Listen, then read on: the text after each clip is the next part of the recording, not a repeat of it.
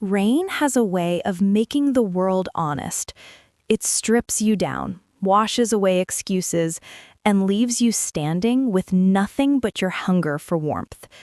That's how Mara found me, shivering under the canopy of a closed bookstore, backpack soaked through, eyes too tired to cry anymore. She pulled up in a navy blue coat, hair tied loosely in a bun, umbrella tilting toward me as if her instinct was protection. "You look freezing," she said. Her voice was calm, like a blanket. "I'm fine," I lied, teeth chattering. "No, you're not." She offered her umbrella. I stared at it like an apology I didn't deserve. "I don't take help from strangers," I muttered. She smiled, soft, sad, knowing. "Then let me stop being a stranger." I exhaled. My ribs ached with the kind of tired that wasn't physical.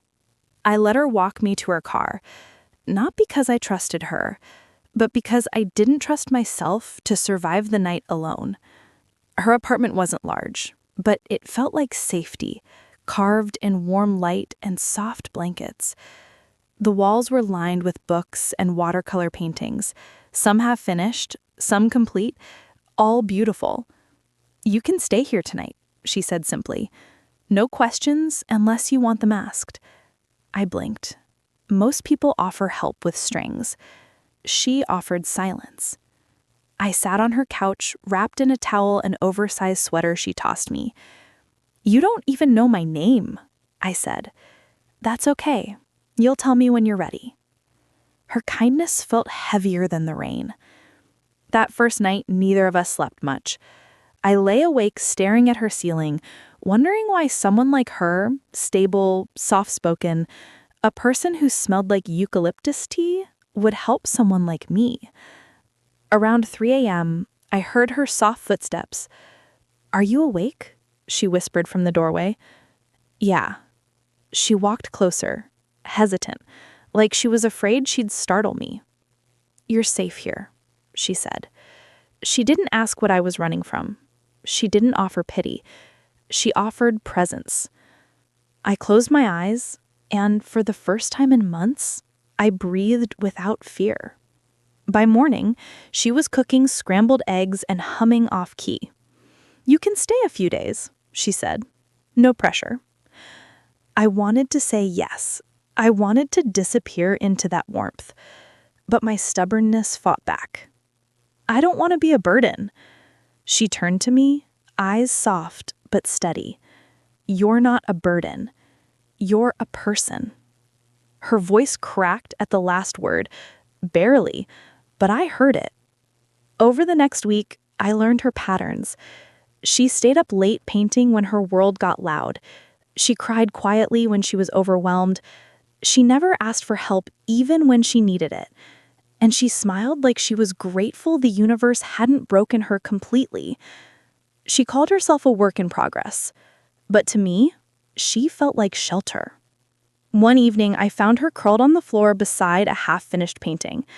Her breath was shaky, her hands trembled slightly. "Panic attack?" I asked gently. She nodded. Without thinking, I sat beside her and placed a hand on her back. "Breathe," I whispered. She leaned into my touch, not collapsing, but allowing herself to be held. That was the moment everything shifted. Not because she needed me, but because she allowed herself to. And in the quiet between her breaths, I realized the truth. She became my shelter, but somehow, without meaning to, I became her weakness. A weakness she didn't want to let go of. A weakness she whispered my name through, finally breaking her silence. "Stay," she breathed. And I stayed. 3 months later, we weren't strangers anymore. We weren't lovers either. Not officially. Not in words. But everything else said we were something sacred. We shared morning tea and late-night confessions. She painted while I read beside her. She touched my shoulder gently when she walked past, and I pretended not to melt. We lived like two souls who recognized each other before our bodies caught up. One night, she came home looking destroyed. Mascara smudged, shoulders tense, eyes tired from fighting battles I didn't yet understand. "What happened?" I asked. She shook her head. "I'm fine." "Mara." She collapsed into my arms without another word. I held her. Her tears hit my collarbone like tiny bruises. Her voice broke open. "My sister said I'm too emotional, that I feel too much, that I let people in too easily." She wiped her face angrily. "She thinks helping you was a mistake." I froze. "She said that?" Mara nodded, eyes glistening. Then she whispered the words that cracked something in me. She said, "You'll leave, and I'll break." I cupped her face, gently, steady. "I'm not leaving," I said. Her breath shook. "You found me when I had nowhere to go. You gave me warmth when I forgot how it felt. You were my shelter when I didn't deserve one." My voice trembled. "But I'm not here out of gratitude. I'm here because I want you, because I care about you, because you're the safest place I've ever known." Her lips parted, soft, trembling. "Say it again," she whispered. "You're not alone, Mara." I brushed a tear from her cheek. "You'll never be alone again."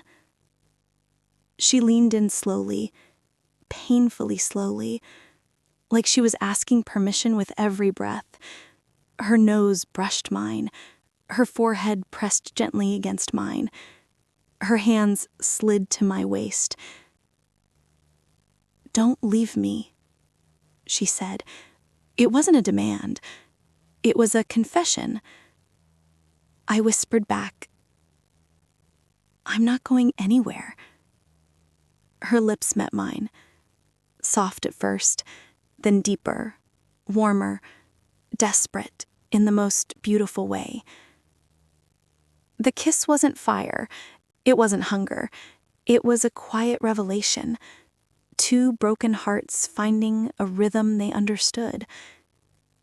When she pulled back, her cheeks were flushed, her voice shaking. "She make me feel safe," she whispered. "Safe enough to fall apart. Safe enough to fall for you." She rested her head on my chest, listening to my heartbeat. "And that scares me." I wrapped my arms around her. "I know," I whispered. "But love isn't weakness, Mara." She looked up at me softly. "It is when it's you, because you're the one person who could break me." I kissed her forehead gently. "I won't." She closed her eyes and exhaled. "I believe you," she whispered. And that was the moment she chose me back. Two women who didn't expect each other, didn't plan for each other, but somehow became each other's home.